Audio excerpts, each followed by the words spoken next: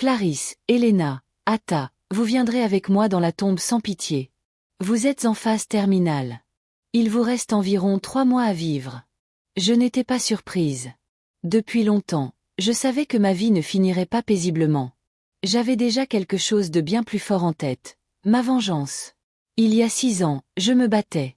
Nuit blanche après nuit blanche pour une seule chose, une bourse. Entrer à l'Académie Royale Saint-Clair. Le stress m'a fait grossir beaucoup, mais je m'en fichais parce que j'avais réussi. Ma mère était mère célibataire. Elle n'avait pas les moyens. Cette bourse, c'était mon salut. Le premier jour, personne ne m'a adressé la parole, mais ça ne me faisait ni chaud ni froid. Je n'étais pas là pour me faire des amis. J'étais là pour construire mon avenir. 3 ans de stress qui commençaient enfin à porter leurs fruits. Elisa, encore la meilleure note. Toujours les meilleures notes.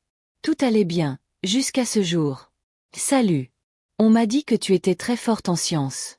Tu pourrais m'aider à rattraper une matière? Je le regarde. Il est beau. Trop beau. J'ai accepté. Et c'était ma plus grande erreur. Laisse mon petit ami tranquille ou tu le payeras cher, grosse vache. Sérieusement, regarde-la. Elle croit vraiment avoir une chance. Mais je faisais juste l'aider. Désolée si j'ai fait quelque chose de mal. Rire. Regarde, elle prend toute la place. Même l'ombre a peur d'elle. Regarde l'éléphant. Rire. Chaque jour, encore et encore. Clarisse, Elena et Atta avaient découvert ma plus grande peur, le noir. Alors, elles m'ont enfermée dans le laboratoire. Non, s'il vous plaît, j'ai peur du noir. Des éléments toxiques. Je ne respirais plus. Au secours. Intoxication sévère. Elle est dans le coma. Ma mère faisait tout, plusieurs boulots. Je ne me réveillais pas. Mon corps amaigri reposait sur le lit, présent mais absent. Madame, sans paiement, nous ne pouvons plus la maintenir sous assistance. Je ne sais pas par quel miracle je me suis réveillée. Quand je suis rentrée à la maison, un email m'attendait. Ma bourse avait été annulée depuis 3 mois déjà. Ma mère est tombée malade. J'ai perdu tout espoir d'étudier. J'ai dû travailler pour prendre soin d'elle. Puis elle est morte. 2 ans plus tard, le verdict est tombé. 3 mois à vivre. Clarisse, Elena, Atta, vous viendrez avec moi dans la tombe sans pitié. Je n'ai pas agi dans la précipitation. Avant de frapper, j'ai observé leur vie, leurs habitudes, leurs failles. J'ai mené mes investigations, leurs adresses, leurs métiers, leurs familles. Rien ne m'a échappé. À chacune d'elles, j'ai envoyé une enveloppe. À l'intérieur, une seule image, 4 tombes alignées. Elles ont paniqué. Mais aucune n'a osé parler, parce qu'au fond, elles savaient. Elena travaille dans une entreprise technologique de renommée internationale. Clarisse dirige les entreprises de son père, entourée de pouvoir et d'argent. Atta est femme au foyer, épouse respectée d'un grand commerçant textile. Des vies solides, en apparence. J'ai commencé par Elena. Elena croyait que son talent la protégeait. Elle se trompait. Je n'ai rien volé. Je n'ai rien détruit en surface. J'ai simplement laissé son travail parler pour elle. Ce projet est inutilisable. Ses erreurs sont graves. Ce n'est pas possible. J'ai tout vérifié. Dans son monde, l'erreur n'est pas permise et personne ne croit à la malchance. Une réputation détruite, un avenir fissuré. Et ce n'était que le début. Clarisse vivait entourée de chiffres, de décisions et d'un nom qui ouvrait toutes les portes. Quand on règne trop longtemps, on finit par ne plus regarder. Tout est prêt. Juste une formalité. Il suffit parfois d'un nom au bon endroit. Ces engagements ont provoqué des pertes majeures. La responsabilité remonte jusqu'à vous. C'est impossible. Je n'ai jamais validé ça consciemment. Assieds-toi.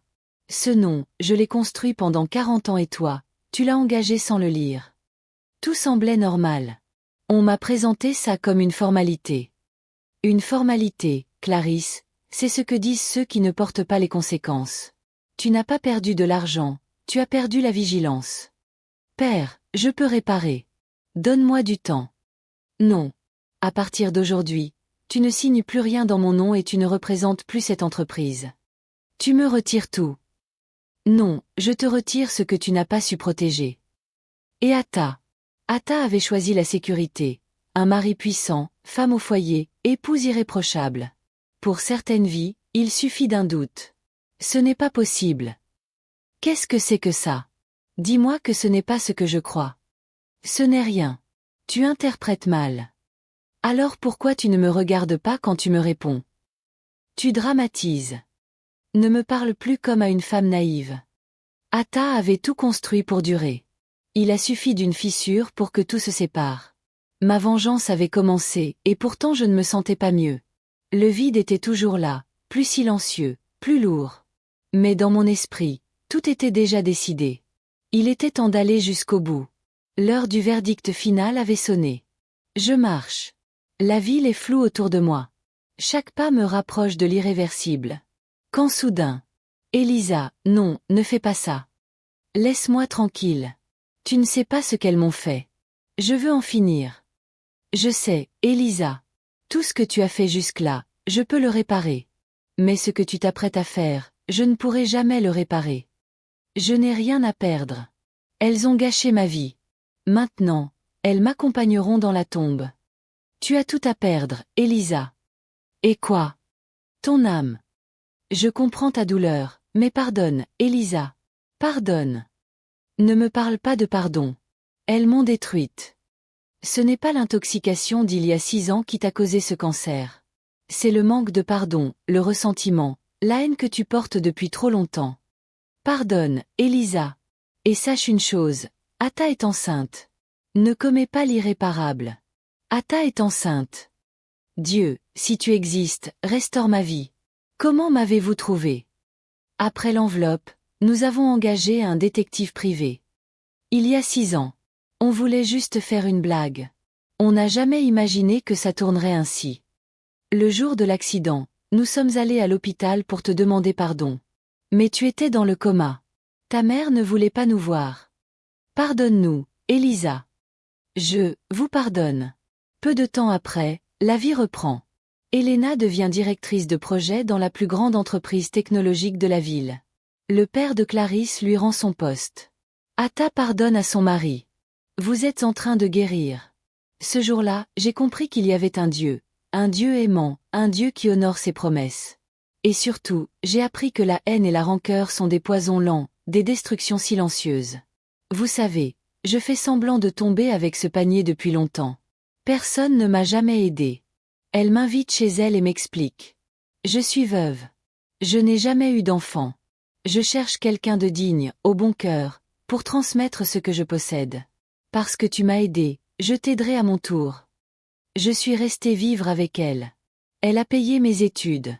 Elle m'a confié la direction de ses entreprises. Et je savais que ce n'était pas un hasard. C'était l'œuvre de Dieu. Si cette histoire t'a parlé, abonne-toi et partage-la autour de toi. Ton geste peut toucher un cœur. Voilà, le texte est maintenant entièrement ponctué, corrigé et prêt à être lu ou partagé. Si tu